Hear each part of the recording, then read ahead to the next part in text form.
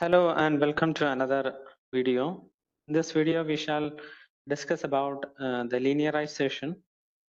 So we will discuss about the basics of linearization. Linearization is required in control system because we will be modeling many nonlinear systems and we will be required to linearize this nonlinear systems to simplify our analysis. So here, suppose we have in the figure, we have an input and an output. The relation between the input and output is shown by that black curve, which is a nonlinear relation. And we will be linearizing this nonlinear curve at a point A.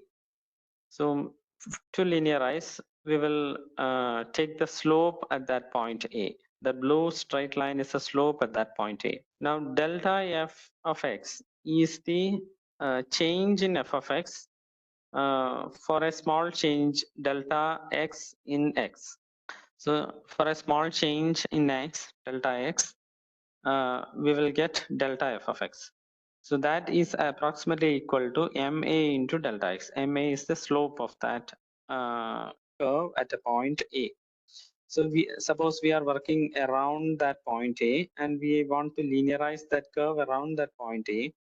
Then we will take the slope ma and multiply it with that change, small change delta x in x. So the approximate value of f of x would be f of x naught plus ma into delta x.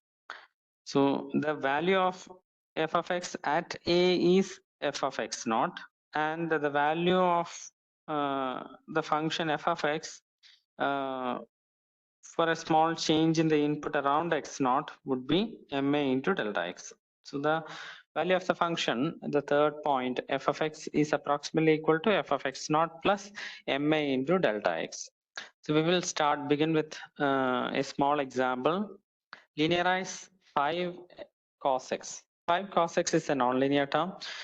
For an input x, we will get the output f of x as a nonlinear value, nonlinear relation. So here, how can you linearize 5 cos x? We will linearize 5 cos x about the point x equal to pi by 2. So when they would be specifying which point you would be linearizing. So operating point would be specified. Here the operating point is pi by 2. So we are linearizing this curve at this operating point x equal to pi by 2. So the first step in linearizing is taking the derivative. So the first step in linearizing is taking the derivative. Here the derivative of the function with respect to x, df by dx is equal to minus 5 sine x. Now the slope value at the point pi by 2, x equal to pi by 2 equal to minus 5. So when you substitute the value x equal to pi by 2 in this derivative, we will get the value as minus 5. Now f of x naught is equal to f at pi by 2 equal to 5 cos pi by 2, which is equal to 0. And the approximate linearized function f of x is approximately equal to f of x naught plus ma into delta x. Ma is the value which we calculated here, equation number 1. That is substituted here. F of x naught is equation number 2, which is 0. Now this is 0, so the value of the function, approximate value of the function, would be minus 5x delta x. So this is the curve 5 cos x, and we were linearizing this at the point pi by 2. So this slope is minus 5. So the value of the function around this point would be minus 5 delta x, because the slope ma is minus 5, and the value of this function around that point pi by 2 would be minus 5 delta x. So that is how we do linearization. And this for this nonlinear curve around that point pi by 2, we will get this linearization minus 5 delta x. So this is the Taylor series expansion. For any function f of x, we can expand that function like this. So the first term is that operating point, the value of that function at that operating point. And the second term is the first derivative multiplied with x minus x naught. X is the value where we have to find the variable, and x naught is that operating point. Now there are higher order terms like second derivative, third derivative, all those terms. So mostly we will, for finding an approximate value of f of x, we would be truncating this after the first derivative. So the f of x will be approximately equal to f of x naught plus delta f by delta x df by dx at x is equal to x naught into x minus x naught by 1 factorial. So all the higher order terms will be neglected. So we will get an approximate value of f of x by calculating these first two terms. Now we will look into another example. D square x by dt square plus 2 dx by dt plus cos x equal to 0.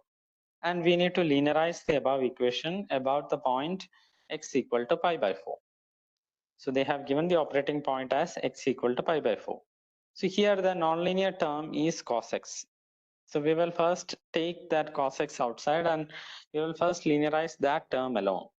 So here the function is f of x is cos x, and f of x naught, the value of the function at the operating point, is f of pi by 4, that is cos pi by 4, that is 1 by root 2.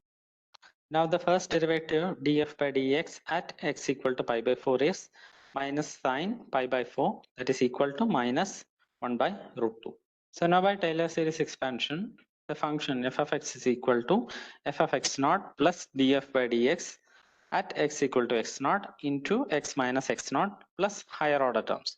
We will neglect this higher order terms and we will find an approximate value. F of x is approximately equal to f of x naught plus df by dx at x equal to x naught, x minus x naught.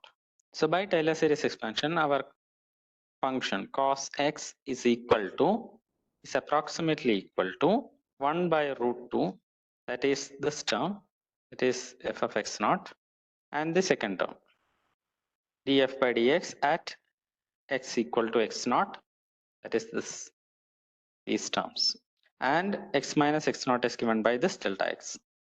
So this is the linearized form of cos x around the point x equal to pi by 4. So the final linearized version would be d square x by dt square plus 2 dx by dt plus 1 by root 2 minus 1 by root 2 delta x. This is the linearized form of cos x. So this is the linearized version of this equation number 9. Thank you.